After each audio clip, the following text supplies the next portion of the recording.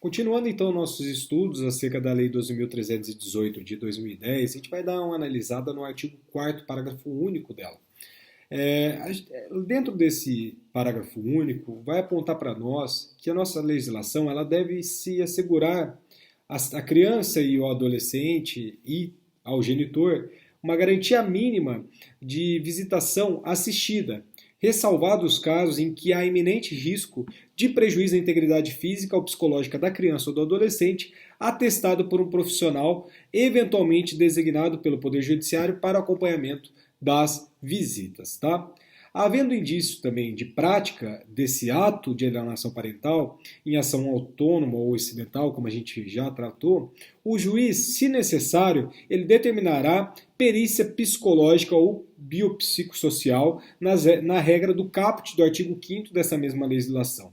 Esse laudo pericial terá por base, terá base em ampla avaliação psicológica ou biopsicossocial, conforme o caso, compreendendo inclusive entrevista pessoal ali com as partes, exame de documentos dos autos, histórico de relacionamento do casal e da separação, uma cronologia dos incidentes, de incidentes, avaliação da personalidade dos envolvidos e exame de forma como a criança ou adolescente se manifesta acerca de eventual acusação contra o genitor no parágrafo 1º do artigo 5º dessa legislação.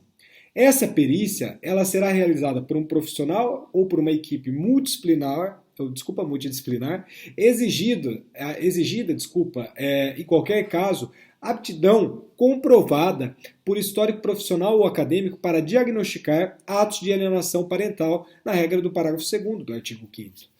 O perito, a perita ou essa equipe multidisciplinar designada para verificar a ocorrência de alienação parental terá um prazo de 90 dias para apresentação de um laudo, prorrogável exclusivamente por autorização judicial baseada em justificativa ali nas circunstâncias do caso concreto, na regra também desse artigo 5º mais do parágrafo 3º, tá? Em relação a esse prazo, essa norma ela é completada pelo artigo 699 do Código de Processo Civil de 2015, segundo o qual, quando o processo envolver discussão sobre fato relacionado a abuso ou alienação parental, o juiz, ao tomar depoimento do incapaz, deverá estar acompanhado por especialista, beleza? Tratando-se da efetividade das medidas de alienação parental proposta por essa legislação, a 12.318 de 2010, o enunciado 28 do IBDFAM, aprovado no 12º Congresso Brasileiro em outubro de 2019, trouxe para nós que, havendo indício de prática de ato de alienação parental, devem as partes serem encaminhadas ao acompanhamento diagnóstico na forma da lei, visando sempre ao melhor interesse da criança. Então, o magistrado depende dessa avaliação técnica para avaliar a ocorrência ou não da alienação parental, não lhe sendo recomendado decidir a questão sem estudo prévio por profissional capacitado na forma do parágrafo 2º do artigo 5º da Lei 12.318 de 2010, salvo para decretar providências liminares e urgentes. Então, do mesmo evento que ocorreu em outubro de 2019, recentemente, também tratando do tema, a gente tem que destacar o enunciado 27, segundo o qual traz para nós que no caso de comunicação de atos de alienação parental nas ações de família, o seu reconhecimento poderá ocorrer na própria demanda, sendo desnecessária medida judicial específica para tanto. No plano concreto, o artigo 6º da Lei da Alienação Parental traz para nós que, estando caracterizada a alienação parental ou qualquer conduta que dificulte a convivência de criança ou adolescente com o genitor em ação autônoma ou incidental, poderá o juiz, de forma acumulada ou não, sem prejuízo da decorrente responsabilidade civil ou criminal e da ampla utilização de instrumentos processuais aptos a inibir ou atenuar seus efeitos, segundo a gravidade de cada caso em concreto. Então ele pode fazer, por exemplo, declarar a ocorrência de alienação parental e advertir o seu genitor, o genitor que está cometendo esse ato, ampliar o regime de convivência familiar em favor do genitor alienado, estipular multa ao alienador o que vem sendo aplicado ali pela melhor jurisprudência nacional. A título de uma ilustração, a gente traz o exemplo do Tribunal de Justiça de Minas Gerais, que é de 2014, uma ementa aqui para ilustrar um pouco para vocês dessa questão. Por exemplo, agravo de instrumento, ação declaratória de alienação parental. Decisão que determinou o cumprimento do acordo de visitas, prevalência do interesse do menor, imposição de multa, possibilidade. Certo é que o convívio da figura paterna é necessário para o desenvolvimento psicológico e social da criança, sendo assim, um contato físico maior entre pai e filho torna a convivência entre eles mais estreita, possibilitando o genitor dar carinho e afeto ao seu filho, acompanhá-lo em seu crescimento e em sua educação. Deve-se impor multa à genitora pelo descumprimento do acordo de visitas, haja vista os indícios de alienação parental, visando inclusive que esta colabore à reaproximação de pai e filha. Tribunal de Justiça de Minas Gerais, agravo de instrumento 10.10.51.2018, 12.81001, Quarta Câmara Civil, de relatoria do desembargador Dárcio Lopardi Mendes, em 2014, como eu falei para vocês.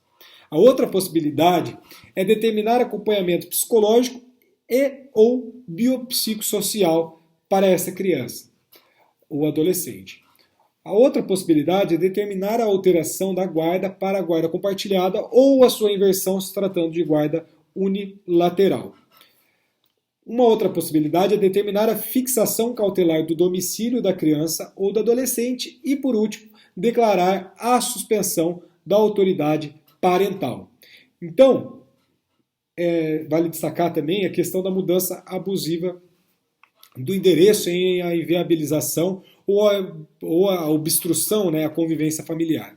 Nesses casos, o juiz também poderá inverter a obrigação de levar ou retirar a criança ou adolescente da residência do genitor por ocasião das alternâncias, melhor dizendo, dos períodos de convivência familiar. Isso está dentro do parágrafo único do artigo 6º da Lei da Alienação Parental. Como a gente pode perceber, as medidas são muito mais amplas do que vinha entendendo uma jurisprudência anterior a essa legislação, o que representa um notável avanço tanto na jurisprudência, tanto na doutrina. Então não há previsão da destituição total do poder familiar, mas apenas a sua suspensão. Como a gente nota, o termo utilizado pela lei de 2010 é autoridade parental na doutrina mais avançada sobre o tema que a gente já trabalhou aqui nas últimas aulas, tá? Então, apesar dos avanços da lei de 2010, e com base na experiência, enfim, a gente tem que a imputação da alienação parental tornou as disputas judiciais sobre a guarda de filhos um ambiente ainda mais explosivo. E isso a gente tem que constatar e criticar. Então, diante de uma generalização do que a gente pode chamar do que seria a alienação parental. Então, talvez por isso, a lei precise de alguns reparos para evitar um verdadeiro duelo entre os genitores, porque não foi isso que a legislação quis, muito pelo contrário, a legislação quis dar uma segurança para a criança e para o adolescente, mas o que a gente verifica na prática é um abuso dessa síndrome da alienação parental para atacar um cônjuge, aliás, um ex-companheiro, um ex-cônjuge e o outro. Então, a gente tem um verdadeiro duelo, em que aquele que primeiro saca o argumento acaba muitas vezes vencendo uma eventual disputa acerca da guarda.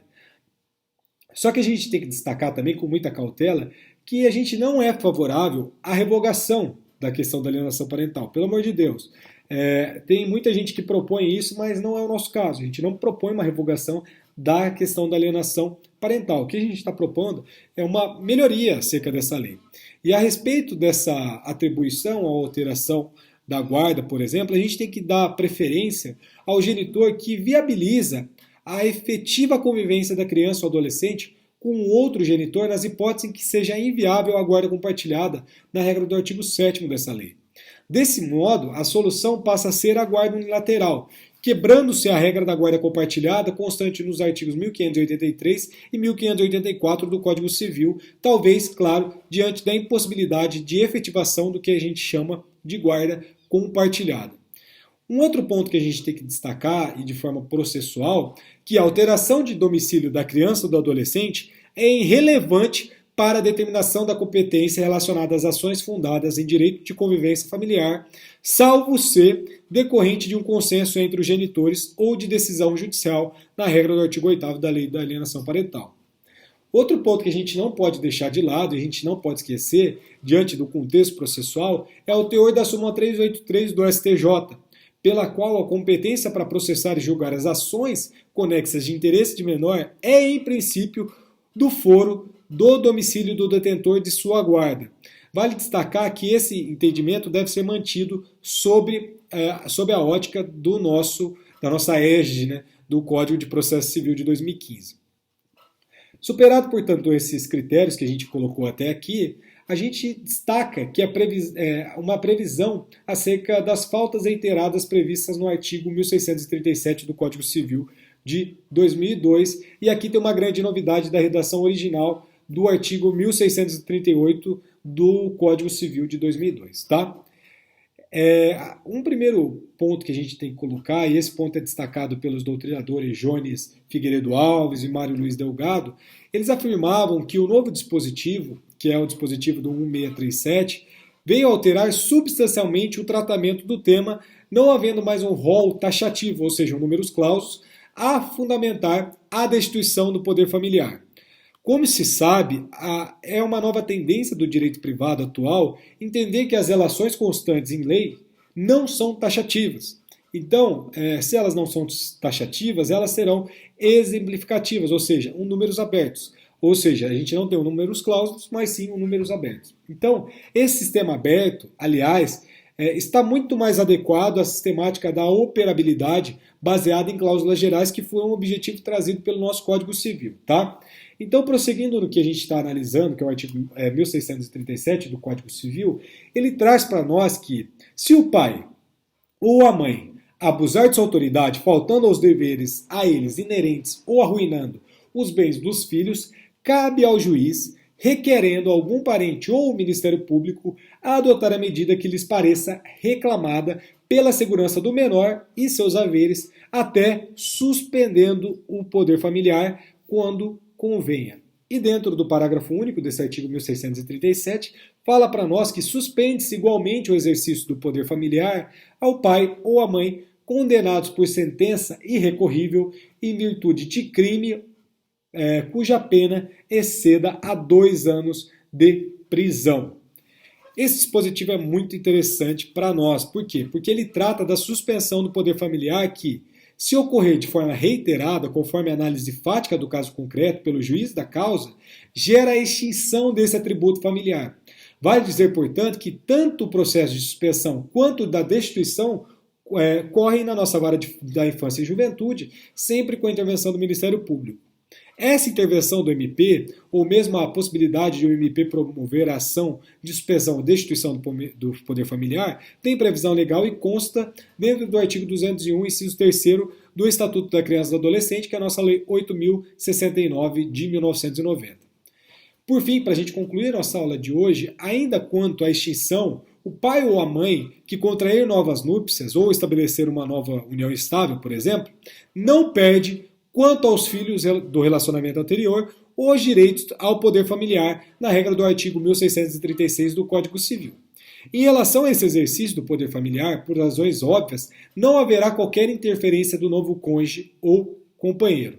Essa mesma regra vale para o pai ou a mãe solteiros que tiverem sob poder familiar e que casarem ou estabelecerem união estável, na regra do parágrafo único do artigo 1636 do Código Civil.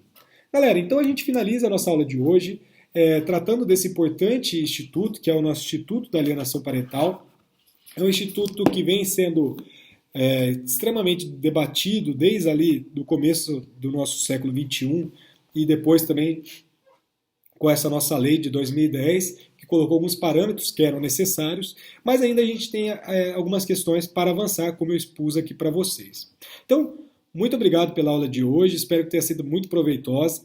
Qualquer questão, dúvida, etc., eu estou à disposição no WhatsApp. Para quem não é da disciplina, enfim, não é até mesmo da Dom Bosco, a gente se coloca à disposição para responder as perguntas enviadas aqui também no chat, ou comentários, melhor dizendo, do YouTube. Muito obrigado, tenham uma boa semana, se cuidem, Fiquem em casa, quem puder ficar em casa. Quem não puder, saiam, mas com muito cuidado. E até mais, até sexta-feira. Obrigadão.